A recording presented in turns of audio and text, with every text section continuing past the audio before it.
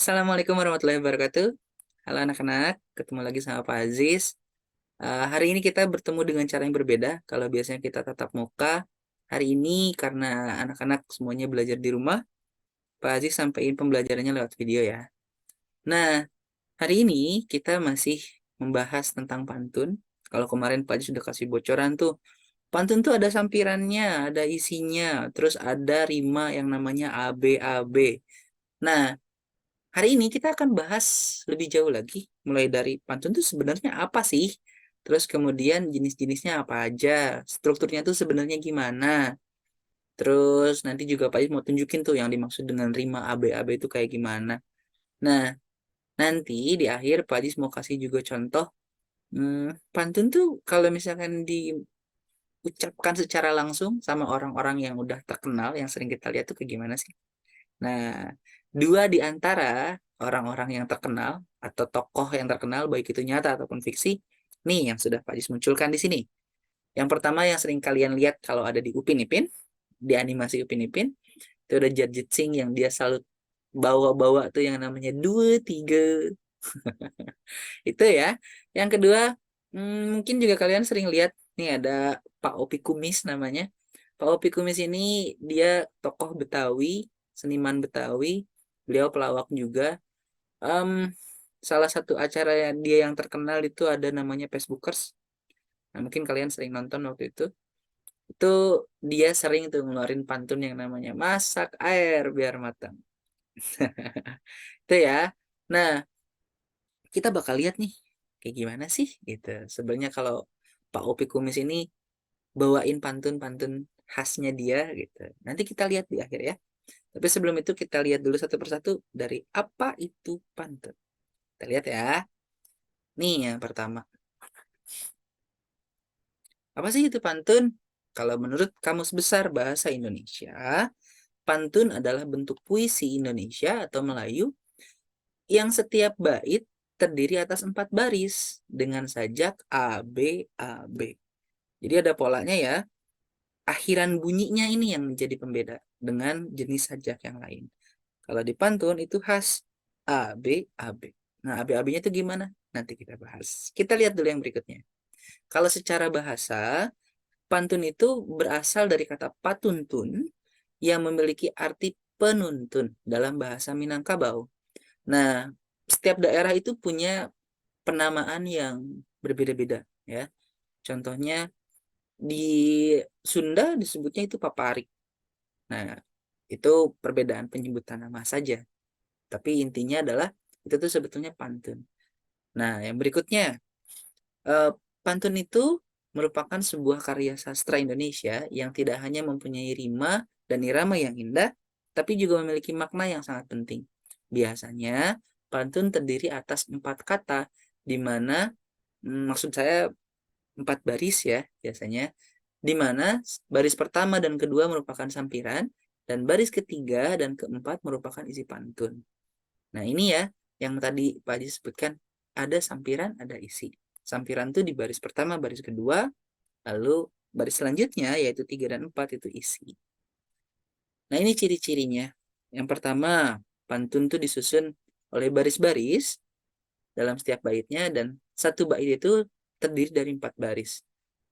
Setiap baris terdiri dari 8 sampai 12 suku kata atau 4 sampai 6 kata. Kenapa sih kok harus dibatasi seperti itu biar tidak kepanjangan? Karena kalau kepanjangan khawatirnya belibet juga tuh ngucapin.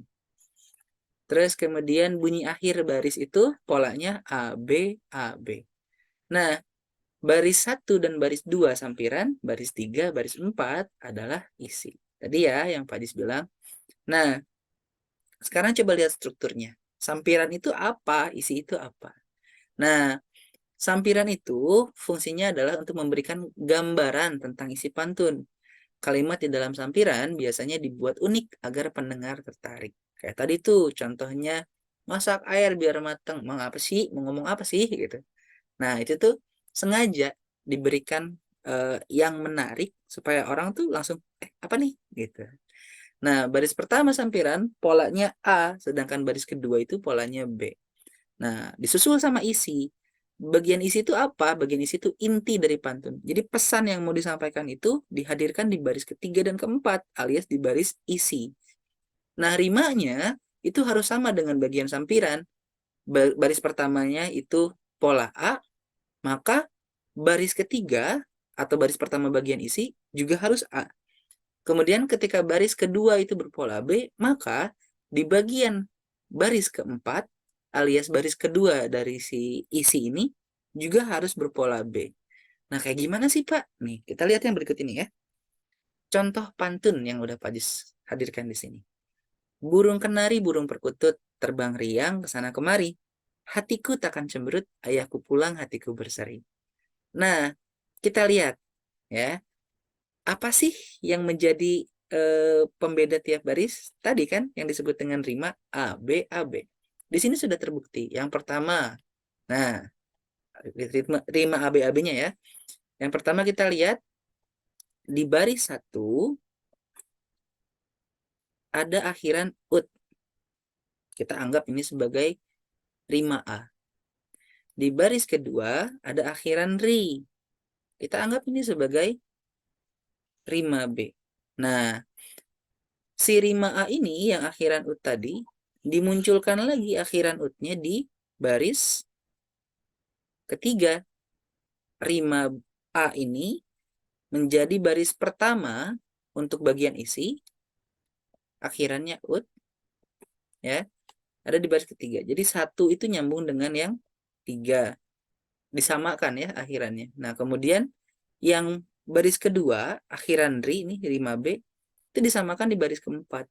Artinya baris kedua bagian isi ya. Nih akhirannya dia rimanya B. Ini nyambung ke sini.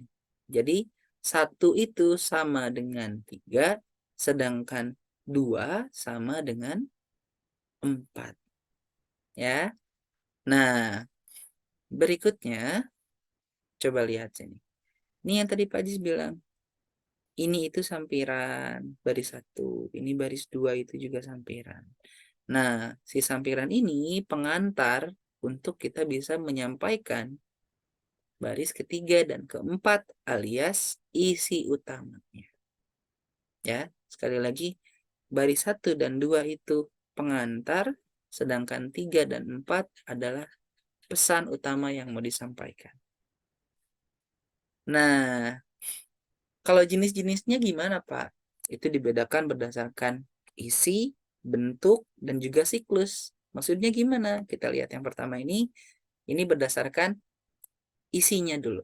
Pengelompokan berdasarkan isi, itu ada yang dibuat menjadi pantun jenaka, yang berisi tentang hal-hal lucu dan menarik.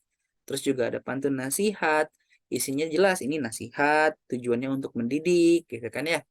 Nah, terus kemudian pantun teka-teki. Pantun teka-teki ini teka-tekinya harus dipecahkan oleh si pendengar atau si pembaca pantun ini. Nah, kemudian pantun kiasan ini eh, difungsikan untuk menyampaikan sesuatu secara tersirat. Jadi, walaupun ada bagian pesan utama tadi, ya, bagian isi, pesan utamanya disampaikan secara tersirat, tidak berupa kata-kata langsung, gitu. Kita ngomong, tapi yang kita maksud tuh hal lain, gitu. Pesannya tersembunyi, gitu ya. Nah, sekarang kita lihat, kalau misalkan berdasarkan bentuk bagaimana? Ada pantun berkait, ada pantun kilat alias pantun karmina. Nah, kalau misalkan pantun berkait, bait pertama itu dia berkaitan dengan bait kedua. Kemudian bait kedua berkaitan dengan bait ketiga. Bait ketiga berkaitan dengan bait keempat. Terus seperti itu. Nah, untuk susunan kaitannya, baris kedua bait pertama menjadi baris pertama bait kedua, baris keempat bait pertama menjadi baris ketiga pada bait kedua, seterusnya. Itu terus-menerus seperti itu. Nah, sedangkan pantun kilat atau karmina eh, biasanya tuh terdiri dari 2 baris.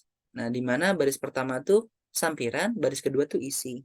Tapi sebenarnya eh, walaupun terlihat seolah-olah ini tuh hanya 2 baris pantunnya, sebenarnya ini tuh 4. Tapi karena saking pendeknya, baris 1 dan 2 terlihat menjadi 1 baris, kemudian baris ketiga dan keempat terlihat menjadi baris kedua. Itu karena saking pendeknya ya.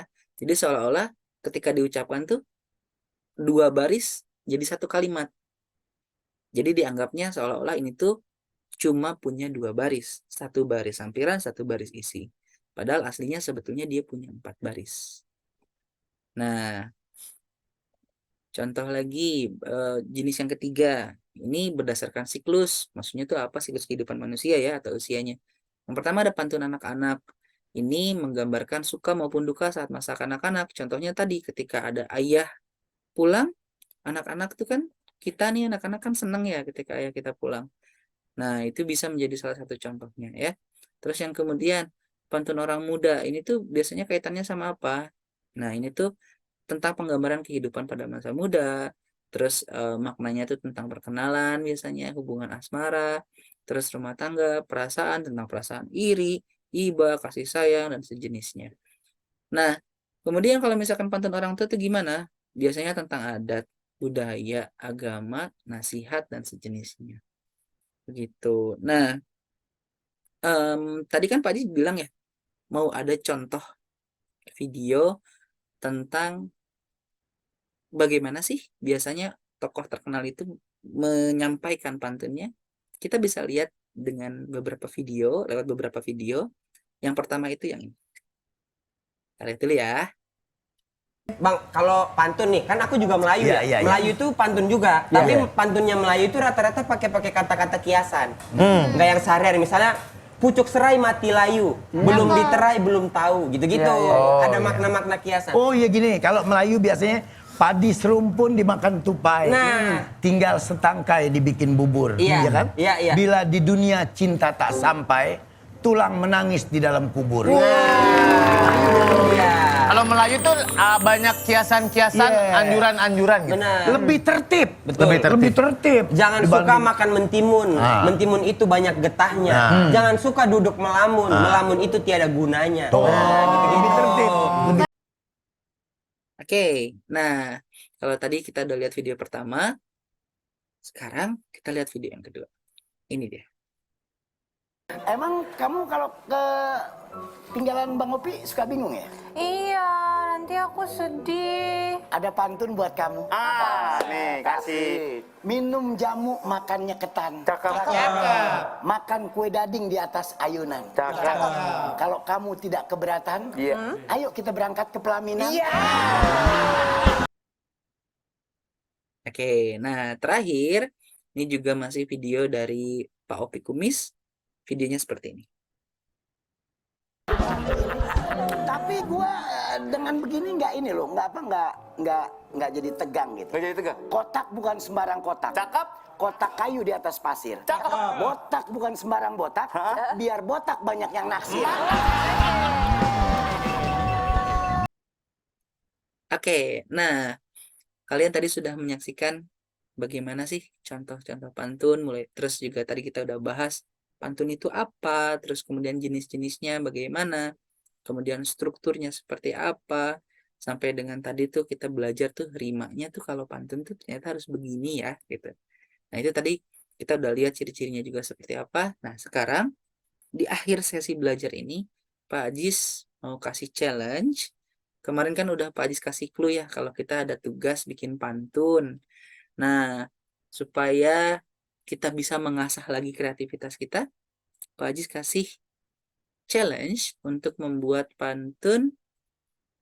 Nih, biar ada gambaran. Yang pertama, tugas pertama, silakan buat pantun jenaka. Artinya, pantunnya berisi tentang hal-hal yang lucu dan menarik. Yang kedua, buat juga pantun nasihat. Pantun nasihat ini berisi tentang nasihat tentang moral, budi pekerti, dan lain-lain. Yang terakhir, kalian boleh pilih salah satu, boleh pantun teka-teki, ataupun pantun kiasan. Nah, pantun teka-teki atau kiasan, ini berbeda ya. Yang pertama, harus ada teka-teki yang dipecahkan oleh pendengar atau pembaca. Kalau kiasan, pesan utamanya disampaikan secara tersirat. Artinya tidak langsung ya. Yang jelas yang utama yang ini. Pantun jenakanya cukup bikin satu, kemudian pantun nasihatnya bikin satu.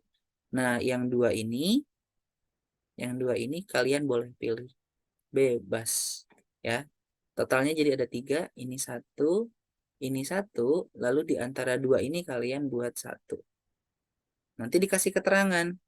Yang ini pantun jenaka, yang ini pantun nasihat, yang ini pantun teka-teki atau pantun kiasan. Kasih keterangan di pantun. Nah, tugas ini nanti akan menjadi tugas tambahan selain pantun yang kemarin sudah dibuat lagi ini pantun baru. Nanti ini dikumpulkan pada hari Kamis.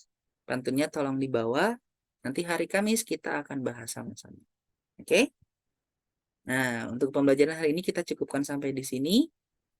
Kalau ada yang mau ditanyakan, nanti boleh langsung ditanyakan di grup WhatsApp ataupun personal chat ke Pak Ajis juga boleh. Nanti silahkan ditanyakan ya kalau ada yang mau ditanyakan. Kalau misalkan Pak bingung, Pak mau cari inspirasi atau gimana, boleh. Tanya-tanya aja. Ya. Yang jelas kalian coba bikin dulu ini sendiri. Kalau videonya kurang jelas, kalian boleh coba play ulang dari awal. Coba didengarkan lagi, dilihat lagi penjelasannya seperti apa. Tapi kalau misalkan memang Pak kayaknya butuh konsultasi deh, silahkan tanyakan langsung aja, nggak usah ragu-ragu. Nomor handphone Pak Ajis masih sama, belum ganti-ganti. Kalian WA aja ke Pak Ajis, ya. Oke, untuk hari ini cukup sampai di sini. Terima kasih, sampai ketemu lagi di sekolah. See you, sehat-sehat semuanya ya. Assalamualaikum.